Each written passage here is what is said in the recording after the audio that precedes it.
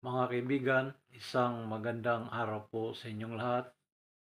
Ang pag-uusapan po natin ngayon ay ang UK Visa, apply as a partner or spouse. Sa application form po, 19 pages po yun, isa sa mga requirement ay ang information and evidence. At isa doon ay ang financial requirement or income. Kaya yun po ang ating pag-uusapan ngayon. Sa financial requirement o income,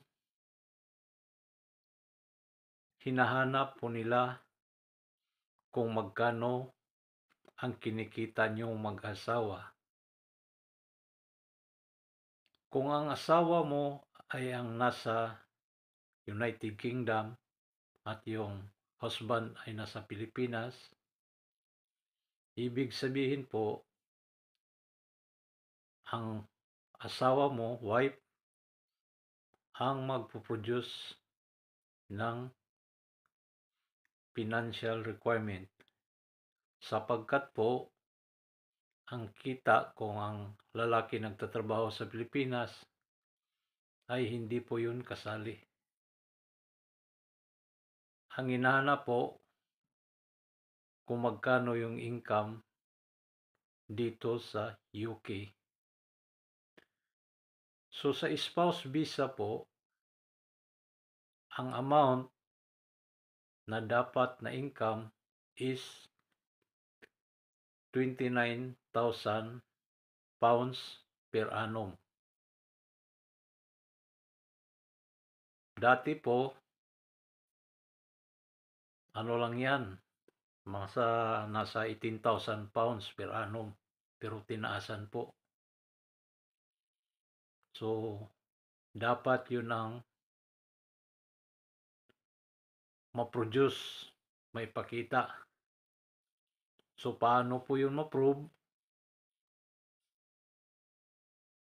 Ang isa sa hinahanap nila is payslip. So, 6 months from the time na nag-submit kayo ng dokumento, 6 months pabalik. So, dapat yun ang i-produce nyo. O kaya is bank deposit. So, kung may deposito kayo sa bangko, ilang taon na, mas maigi po yun.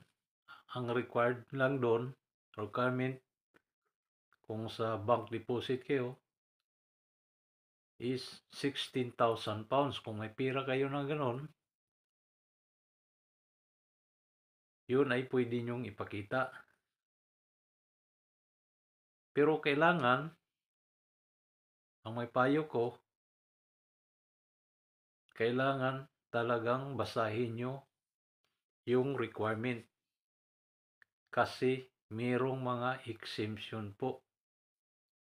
Sa mga requirement nila, katulad niyang bank deposit, mayroong requirement kung gaano katagal na yung pirang nasa sa bangko. Kasi baka bago niya nang nilagay o kaya baka nang hiram ka lang sa kaibigan mo, kakilala mo, kapamilya mo, dineposit mo sa bangko tapos humingi kayo ng bank statement, hindi po yung pwede. Kailangan may ano yan, may rules. So yan ang isa sa magandang ipakita sa financial requirement is ang bank deposit. Pero kung wala kayong 16,000 pounds is yung salary nyo na lang, payslip. Kung magkano yung sinasahod nyo within 1 year per annum, kailangan aabot yan ng 29,000. Pero yung 29,000, mayroon din po yung mga exemption. Mababasa nyo dun. Marami po yan. Kaya i-review nyo talaga.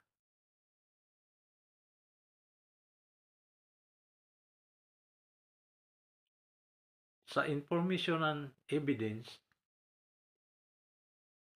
marami pong mga dokumento na dapat mong i-provide. Ito po yung sa akin, 160 pages. Kasi nga, doon sa pag-fill up mo ng application form, maraming tanong doon. Maraming information na kailangan mong suportahan ng dokumento. Isa na yun doon, tanong, ang date of birth mo, pangalan mo, date of birth. So, paano mo yun ma-suportahan? Kailangan mo mag-produce ng original birth certificate. At saka, original passport.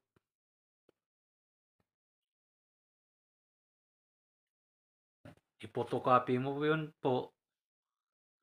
At tandaan parati, A4 size yung papel. Pag nagpa-photocopy kayo, nagpa-xerox, A4 size ang papel na gamitin nyo.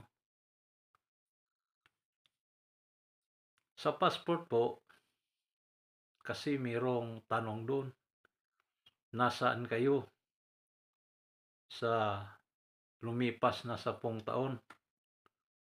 Katulad ko, OFW ako, nagpunta ako ng Middle East, South America, Papua New Guinea, marami akong pinuntahang bansa kasi OFW ako. Kung saan ako masign, kasi sa construction ako nagtatrabaho as a quality control. So, katulad nung nasa Bahrain ako, so, kung ano yung nakatatak na visa doon sa passport, is kailangan yung photocopy yung mga stamp doon. Kasi kailangan mo yun. May mga question kasi doon na tatanungin ka kung anong year ka, month ka na andun. Kailan ka nag-entry, kailan ka nag-exit. So sa loob ng 10 taon, kung saan ka nagpunta niyan, kung nag-tourist visa ka sa ibang bansa, kailangan mo talagang i-produce yan. Ipapotocopy mo. Kasi hahanapin yan.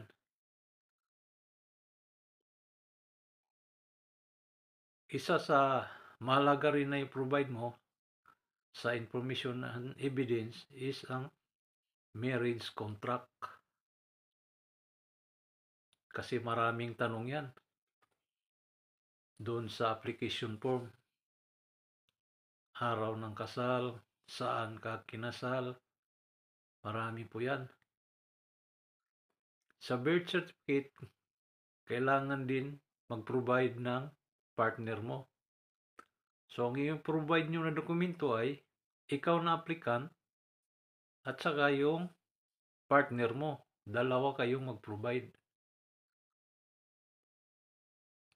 Sa sarili mo na applicant, mag-provide ka ng birth certificate, passport, travel history, TB test, English test. Sa partner mo na kukuha sa'yo, nasa UK, mag-produce din siya ng birth certificate, photocopy ng passport, tapos kung may mga anak kayo na British citizen na, kailangan din yung nila, birth certificate at saka photocopy ng passport. At saka isa sa mga hinahanap din yung proof of address. Kung saan ka titira pagdating mo. So, ang partner mo, yung kukuha sa'yo, ang magpo-produce niyan, proof of address. At isa sa mga dokumento rin na i-provide is ang bank statement. So, ang bank statement, 12 months yan. So, 12 na bank statement yung i-provide ng kukuha sa iyo. Kasi titingnan nila yan.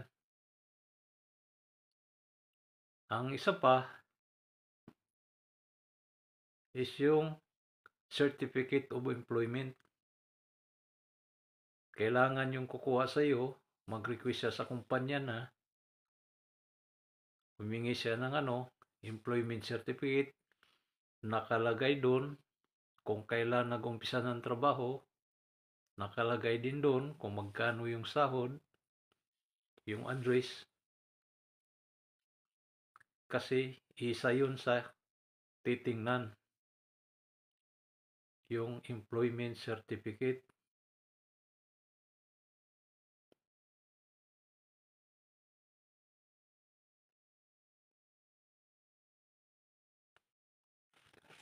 Marami pang mga dokumentong dapat i-provide.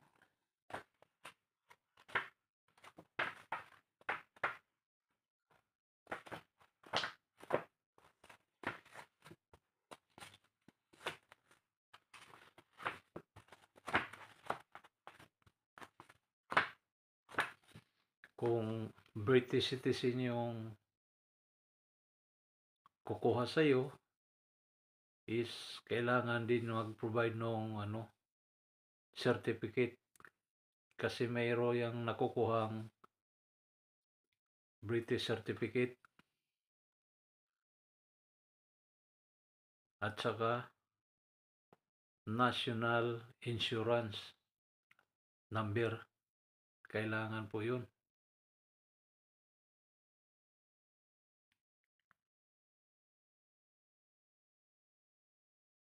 At saka yung knowledge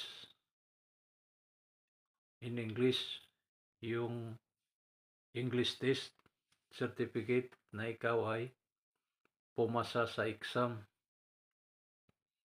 Sa spouse visa, ang required lang is A1, speaking and listening.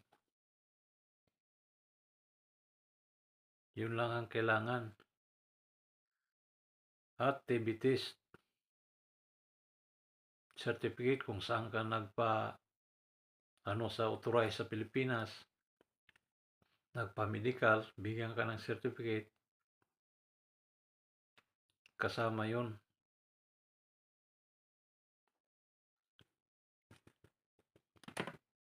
So marami talagang mga dokumento. Kasi sa akin, sa loob ng 10 years, marami akong pinuntuhan. Pumunta ako ng Bahrain, pumunta ako ng Saudi, South America. Lahat ng mga legal documents na pwede kong gamitin, isinama ko talaga doon. Kasi may tanong doon sa application na kung may communication ba kayo o kaya nagsusuporta ka sa partner mo. So, paano mo yun ma-prove na may communication kayo? Isa na po yung nagpapadala ka ng sulat, love letter. Isa na yun sa mga proof.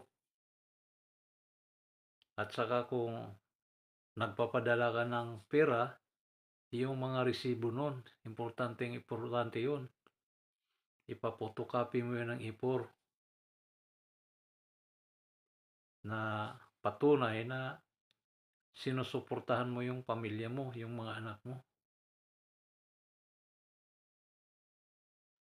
Tsaka yung mga luma yung picture, importante din yun po.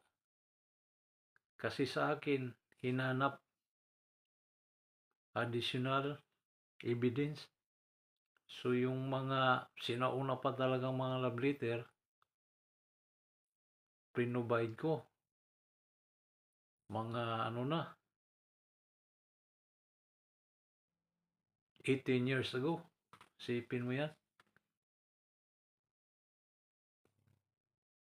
Pina-photocopy ko ng A4 size at isinama ko.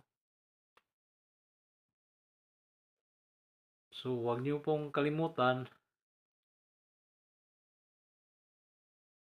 ang dapat gawin nyo, basahin nyo yung apply as a partner and spouse. Ang the best talaga nun is i-print nyo para parati nyong nababasa, ma-review nyo. Para kung may extra time kayo, nasa misa lang yung papel, basa-basahin nyo kasi marami talagang dokumento na dapat i-provide nyo. So, maganda, i-print nyo. Pag print, isa-isahin nyo ng pag-provide yung dokumento. Kasi yung mga dokumento, galing dito sa UK, ipapadala sa Pilipinas, so it takes time. Minsan, padala sa DHL, tapos may nakalimutan, may kulang, ipadala na ulit. So, magastos. So, dapat talaga ilista nyo para matandaan. Ngayon, kung ang pag-apply nyo is medyo complicated dahil marahil galing kayo sa divorce o annulment, pagtingin nyo medyo complicated yung mga tanong na mahirap i-provide yung dokumento, hindi nyo maintindihan, is meron namang immigration lawyer sa Pilipinas. So, hanapin nyo lang kung yung lawyer na yon is authorized sa UK. Yung minamaster niya cover niya yung UK. Kasi baka sa ibang bansa lang siya marunong. Hindi niya alam yung mga requirements sa UK. Kasi iba't ibang bansa may iba't ibang requirement.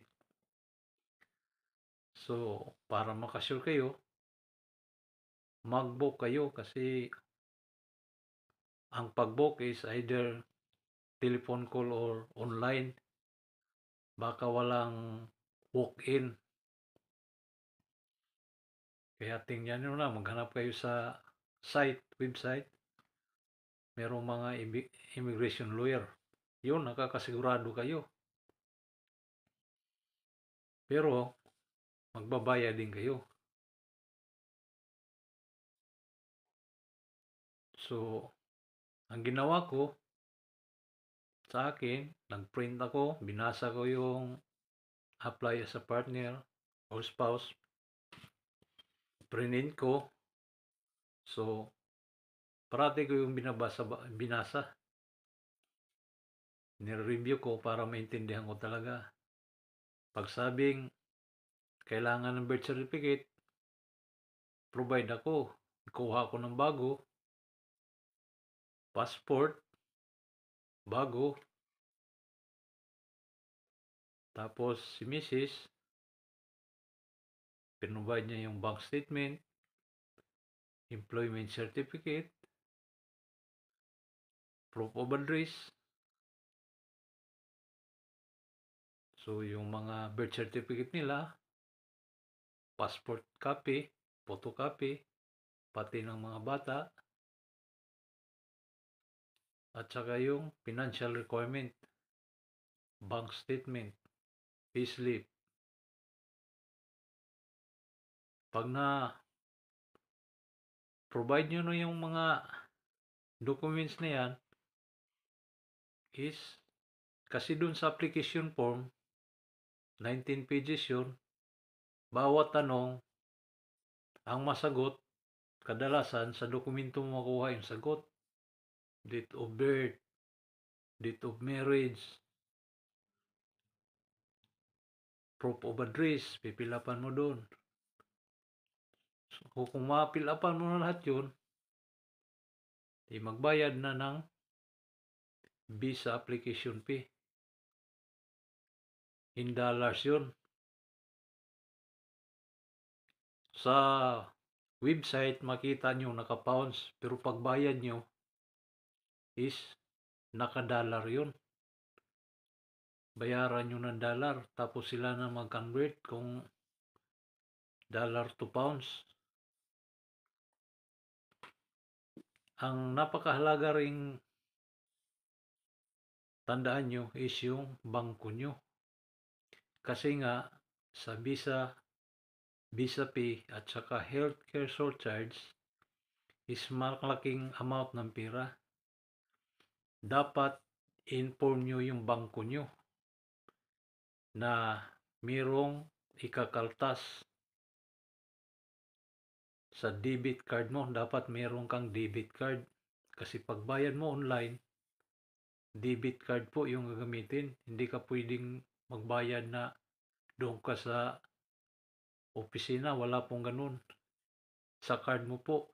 So dapat yung branch ng bangko mo, ipaalam mo na mayroon akong babayaran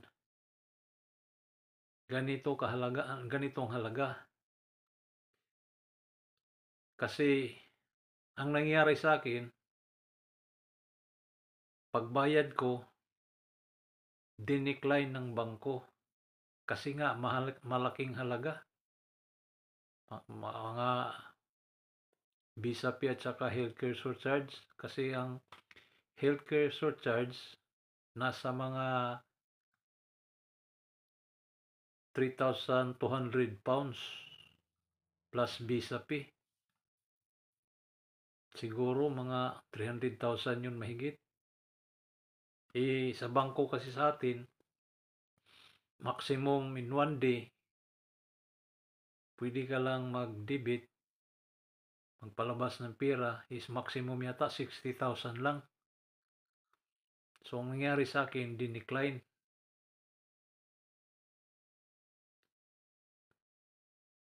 So, ang ginawa ko, nagpunta ako sa branch ng bangko ko.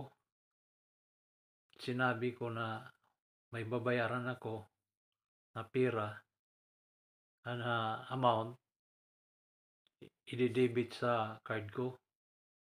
Ang sabi ng bangko sa akin, yan po ay i-inform pa nila sa headquarter. Nasa Mindanao ako, sa Manila pa yung headquarter, so it takes 1 week pa bago na-approve. So dapat yan po ay dapat nyo i-inform sa bangko kung handa na kayong magbayad. Kasi yun sa akin kasi nga maraming mga tanong sa application form, hindi ko pa alam kung kailan ko pa mabayaran. So hindi ko pa exactly na sabi sa bangko. Nung sure na ako na kompleto na yung requirement ko, sinubukan kong bayaran pero na-decline. So kaya po, huwag niyong kalimutan, inform yung bangko na magbayad kayo ng malaking halaga. So sa akin naman po, nung na-inform ko na yung bangko, kasi pinagawa ko ng request from 60,000 a day yung debit, pinagawa ko ulit ng form, nataasan yung debit. So pinagawa ko ng 400,000. So after that, na-approve naman. So nakabayad na ako ng Visa fee at saka health surcharge. So pagtapos mo yung bayad, ka-receive ka ng email,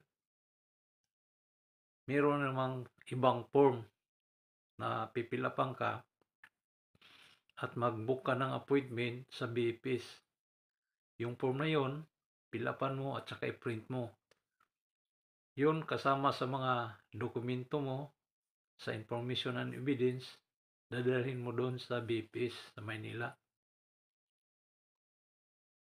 Punta ka ng BFS para magpa-biometric, fingerprint, at saka yung facial. Kukunan ka ng picture.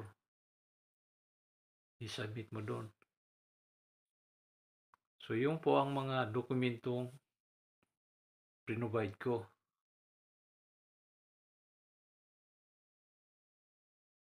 So, bago ako magtapos, huwag niyo pong kalimutan mag-subscribe at mag-like sa video na to. Sa pagkasunod, i-upload ko kung paano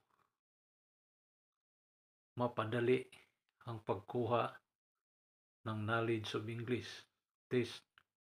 Kasi marami ring nababagsak. Kasi may technique mo siya. Bagaman yung exam ay madali lang, pero may technique siya. Pag hindi mo yun napaghandaan, talagang babagsak ka. Kasi yung pag-exam ko, may nakasabay ako, yung nga, nabagsak na sila. Di, sayang yung ginastos mo. Yung examination fee. Nag-travel ka pa. Galing ka ng Binao, punta ka ng Manila, mag-hotel ka, aeroplano ka, isipin mo yan. So may technique po yan. Isi-share ko sa inyo sunod. So dito lang po muna ako at magandang araw po sa inyo lahat.